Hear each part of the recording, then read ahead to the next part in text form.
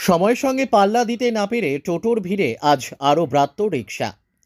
বেশ কয়েক বছর আগে রাস্তায় দেখা যেত সারিবদ্ধ হয়ে কয়েকশো রিকশা দাঁড়িয়ে আছে, কিন্তু আজ সেই রিকশার সারি দেখা যায় না, সবটাই হাতে গোনা হয়ে দাঁড়িয়েছে।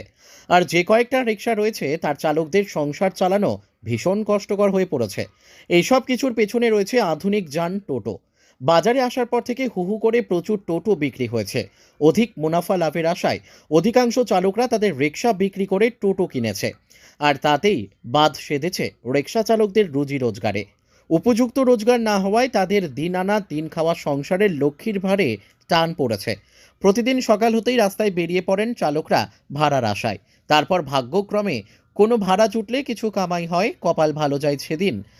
যেদিন গলদঘর্ম হয়ে ছায়াতে বসে বেরিতে সুখের টান দিয়ে ঠান্ডা মিঠেল হাওয়ায় একটু জিরিয়ে নেন ওরা। তারপর সংসারের সমস্যা নিয়ে নানা চিন্তা রোমন্থন করতে থাকে। ভাবে, যদি আমারও বেশ কিছু টাকা থাকলে টোটো কিনে সংসারের অভাব অনটন মেটাতাম। কিন্তু হাই ভাগ্যের পরিহাস।